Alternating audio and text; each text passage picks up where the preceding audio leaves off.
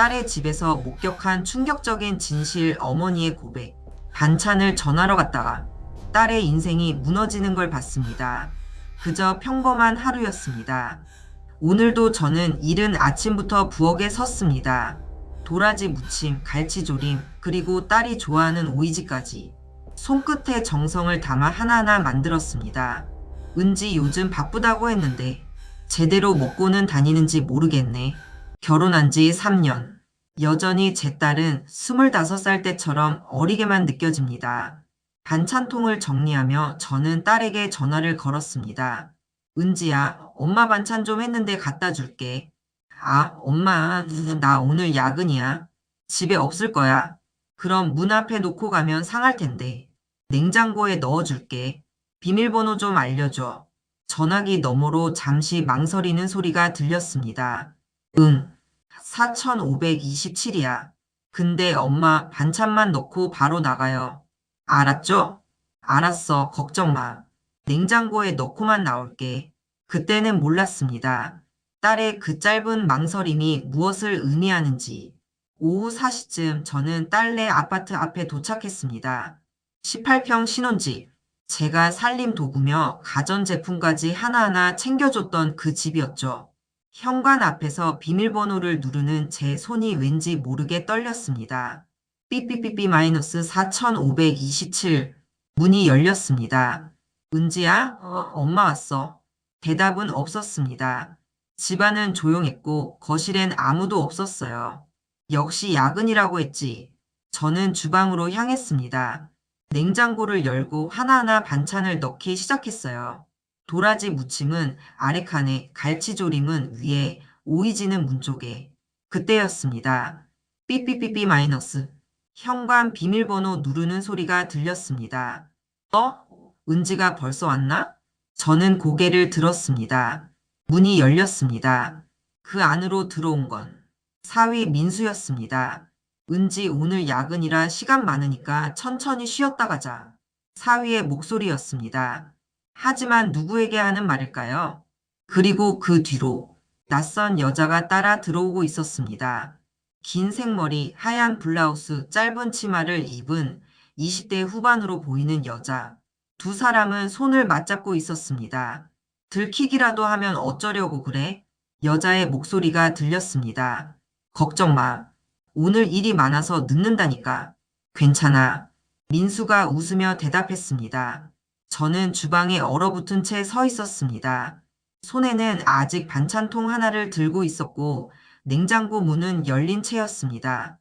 두 사람은 웃으며 거실로 들어오고 있었습니다. 그리고 우리의 눈이 마주쳤습니다. 시간이 멈춘 것 같았습니다. 사위 민수의 얼굴이 하얗게 질렸습니다. 손에 들고 있던 가방이 바닥에 떨어졌습니다. 여자는 입을 막으며 뒤로 물러섰습니다. 당황한 얼굴로 현관 쪽을 쳐다보며 도망칠 궁리를 하고 있었죠.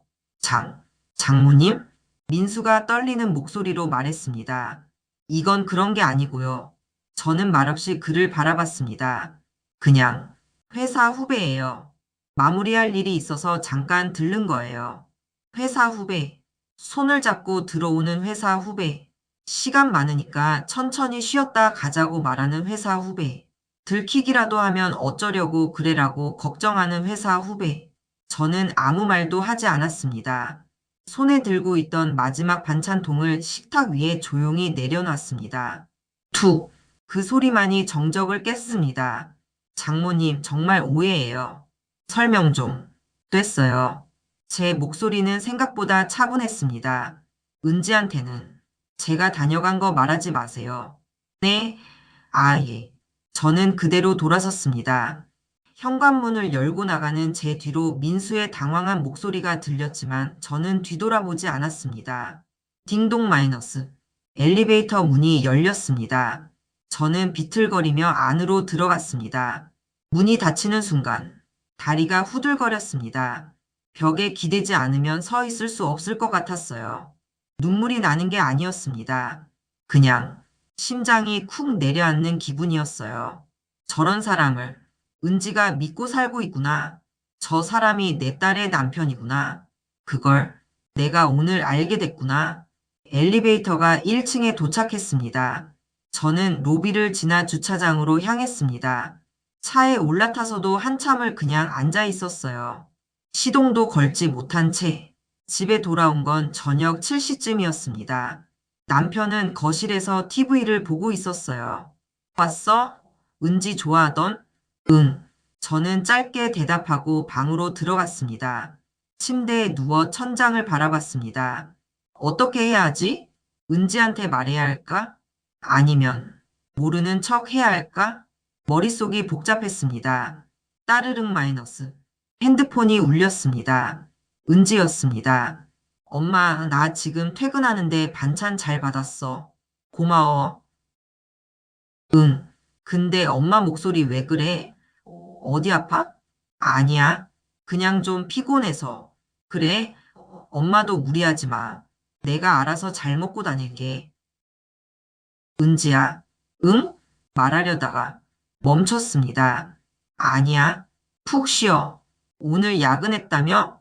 응. 일이 좀 많았어. 그래도 다 끝났어. 엄마, 나 들어갔다. 사랑해. 전화가 끊겼습니다. 그날 이후 3일이 지났습니다. 은지에게서 매일 카톡이 왔습니다. 엄마, 오늘 갈치조림 먹었어. 역시 최고야, 히읗히읗. 도라지 무침도 너무 맛있어. 우리 신랑도 엄마 반찬 최고래. 우리 신랑. 그 단어를 볼 때마다 가슴이 먹먹했습니다. 저는 답장을 짧게만 했습니다. 그래, 잘 먹어. 또 해줄게. 남편은 제가 이상하다는 걸 눈치챘습니다. 여보, 무슨 일 있어? 요새 계속 멍해 있네. 아니야. 그냥 좀 피곤해. 은진에 갔다 온 날부터 이상하던데 무슨 일 있었어? 아무 일도 없었어. 거짓말이었습니다. 따르릉 마이너스.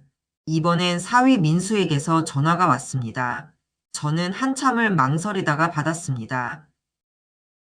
네, 장모님, 민수입니다.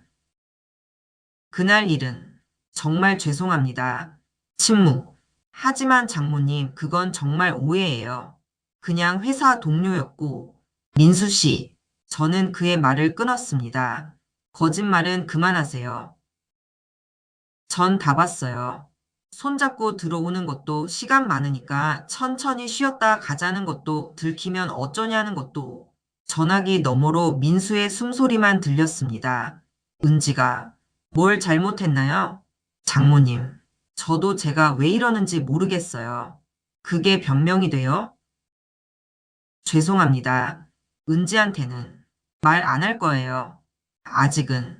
감사합니다, 장모님. 감사하다고요? 제 목소리가 높아졌습니다. 전 당신한테 은지를 맡긴 거예요. 평생 사랑하고 아끼겠다고 행복하게 해주겠다고 한 사람한테요. 그런데 이게 뭐예요? 지금 당장은 말 안 할 거예요. 하지만 한 번만 더 그러는 거 보면 그땐 은지한테 다 말할 거예요. 알아들었어요? 네, 정말 죄송합니다. 전화를 끊었습니다. 손이 떨렸습니다. 엄마, 나왔어. 은지가 집에 놀러 왔습니다. 왔어? 밥 먹었어? 아직 엄마가 해주는 거 먹으러 왔지. 환하게 웃는 딸의 얼굴. 저는 그 미소가 너무 아팠습니다. 엄마, 요새 왜 이래? 표정이 안 좋아. 그래? 그냥 좀 피곤해서. 무리하지 마. 엄마도 이제 쉬엄쉬엄 해야지. 은지가 제 등을 쓰다듬었습니다. 엄마, 나 요새 행복해. 민수 오빠가 요새 더 잘해줘. 그 말에 저는 고개를 돌렸습니다. 그래? 응. 갑자기 반찬도 해주고 집안일도 도와주고 뭔가 달라졌어. 좋은 쪽으로. 그래. 그 일이 있고 나서겠지. 저는 아무 말 없이 고개만 끄덕였습니다. 엄마, 우리 잘 지내. 별로 싸울 일도 없어. 민수 오빠 진짜 좋은 사람이야. 은지의 그 말이 칼처럼 제 가슴을 찔렀습니다. 밤이 되어 은지가 돌아간 후 저는 다시 침대에 누워 천장을 바라봤습니다. 말해야 할까? 아니면 이대로 모르는 척 해야 할까? 만약 제가 말하면 은지의 결혼 생활은 끝날 겁니다. 이혼까지 갈 수도 있고 설령 참고 산다 해도 그 상처는 평생 남을 거예요. 하지만 말하지 않으면 은지는 계속 속아 살 겁니다. 저 혼자만 진실을 알고 있는 채로 매일 딸의 환한 미소를 보면서 그 뒤에 숨겨진 배신을 알면서도 어떻게 해야 하는 걸까? 따르릉 마이너스. 또 은지에게서 전화가 왔습니다. 엄마, 나 좋은 소식 있어. 무슨 소식? 나 임신했어. 그 순간 제 머리가 하얘졌습니다. 뭐라고? 병원에서 확인했어. 7주래. 엄마, 나 엄마 될 거야. 은지의 목소리는 너무나 행복해 보였습니다. 축하한다, 은지야. 엄마 목소리 왜 그래? 기쁘지 않아? 아니야. 너무 기뻐서 그래. 축하해, 정말. 전화를 끊고 저는 그 자리에 주저앉았습니다. 이제 어떻게 해야 하지? 딸은 임신을 했습니다. 곧 아이의 엄마가 될 거예요. 그런 딸에게 제가 본 그 장면을 말할 수 있을까요? 지금도 은지는 행복해 합니다. 엄마, 우리 잘 지내. 별로 싸울 일도 없어. 하지만 그 미소 뒤에 숨겨진 진실을 저 혼자만 알고 있습니다. 여러분이라면 어떻게 하시겠어요? 선택일 딸에게 진실을 말한다. 지금 당장은 고통스럽겠지만 장기적으로는 딸을 위한 길. 배신을 알면서도 모르는 척하는 건 또 다른 거지. 딸도 진실을 알 권리가 있다. 선택 2, 침묵을 지킨다. 임신한 딸에게 충격을 줄 수 없다. 사위가 변했다면 한 번의 실수로 가정을 무너뜨릴 순 없다. 혹시 모를 손주를 위해서라도 선택 3, 4위를 다시 만나 경고한다. 한 번 더 그러면 그때 말하겠다고 최후 통첩. 딸을 지키되 가정은 유지시킨다. 하지만 언제까지 감시하고 살 수 있을까? 저는 아직도 답을 모르겠습니다. 매일 밤 이 고민으로 잠을 이루지 못합니다. 반찬을 전하러 갔다가 딸의 인생이 무너지는 걸 봤습니다. 여러분이라면 어떤 선택을 하시겠어요?